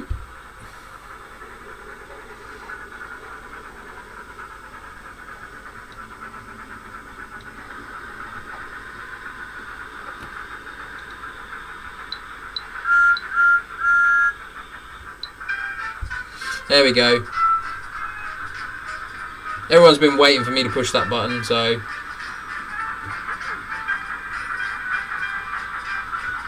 might as well abide by it.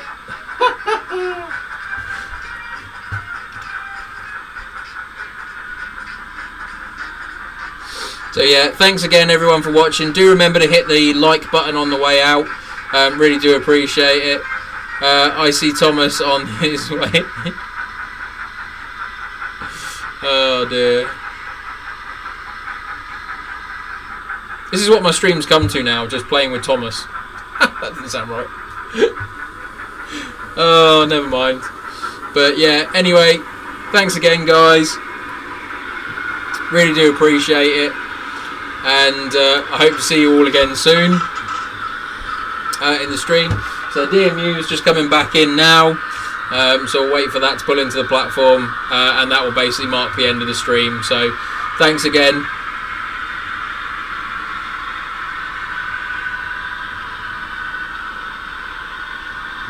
It's the only good loco. Oh, you're gonna have so many. You're gonna have a right on your hand there, DCC Train Automation. Oh, there we go. So yeah, no hands again. We'll see if it works this time. It worked earlier, so there's no reason why it shouldn't work again.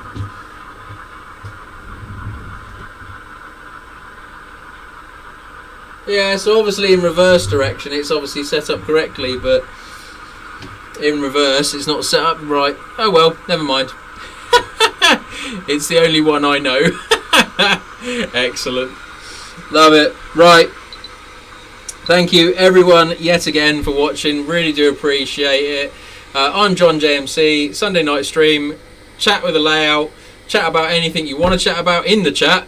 And yeah, that just basically leaves me to say that my next live stream will be on the 11th of February. So yeah, I will see you all at 7 o'clock on the 11th of February.